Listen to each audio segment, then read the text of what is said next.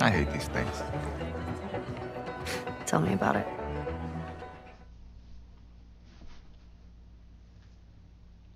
The Last of Us Part 2, guys. Wow. What a metaphor for this year in general. We were all in high hopes for it just last year, and when it finally arrives, it completely divides everyone, one way or another. Anyways, ladies and gentlemen, it is I, Caped Informer, back again for another spoiler-free review for The Last of Us Part 2. If you haven't yet cracked into this title, or the first one for that matter, you are definitely in store for quite the emotional roller coaster.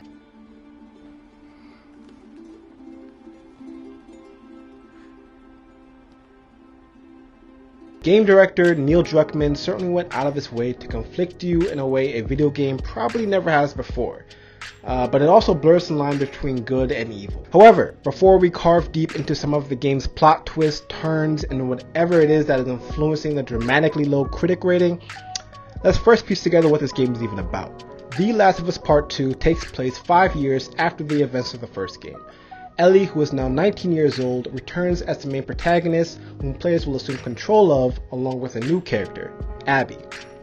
Abby is a girl just a little older than Ellie, who is affiliated with a militant paramilitary organization called the Washington Liberation Front. After a certain horrific tragedy ensues towards the beginning of the game, Ellie embarks on a semi-solo mission in search for vengeance. The journey ahead, of course, is laced with infected enemies and rebel factions that will seem quite familiar to any veteran players of the first game. In fact, a lot of the game, specifically the combat system, felt a lot like the first game, albeit a bit more polished with a couple of new weapons and methods in which to dispose of your opposition. I actually had no real problem with this, if it ain't broke, don't fix it. Most importantly, killing enemies never really gets old in this game.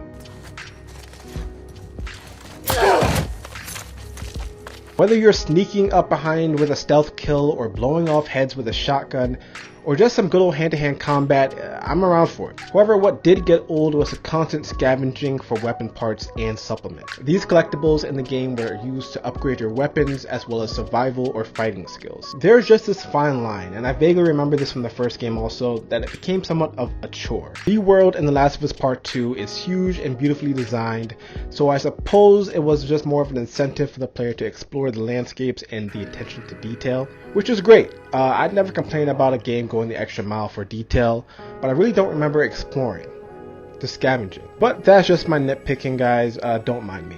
But returning to the subject of attention to detail, we are in the tail end of the PS4 era, and let's just say that the system's engine milks the graphics for all it's worth in this game. It looks incredible. The character models, landscapes, animations, all of it. Can't get enough of it. Definitely attributed to bringing the characters to life in this game, along with the expert voice acting. Almost all of the main characters are nearly impossible not to like in some way or another.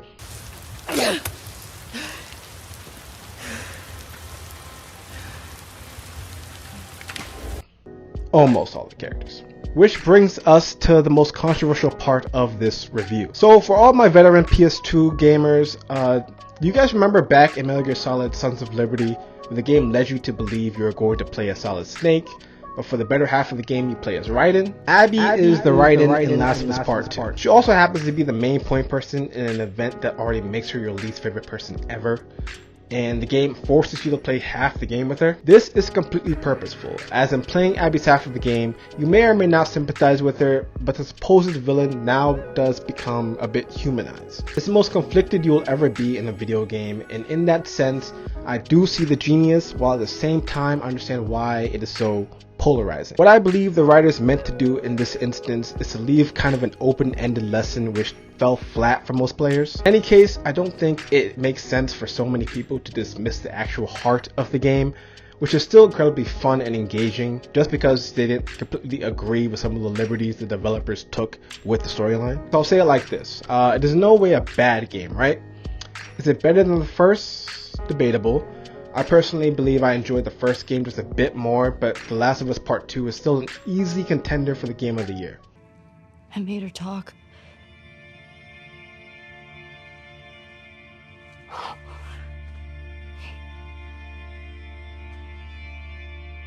It's okay. I do think I want to get more deep into the Abby character as well as the ending in another video. So let me know in the comments below if a spoilerly video is something that may interest any of you guys. That is unfortunately all I got today for this review, guys. Of course, like the video, subscribe, and I'll see you all in my next video. Peace! I'm just a girl, not a threat.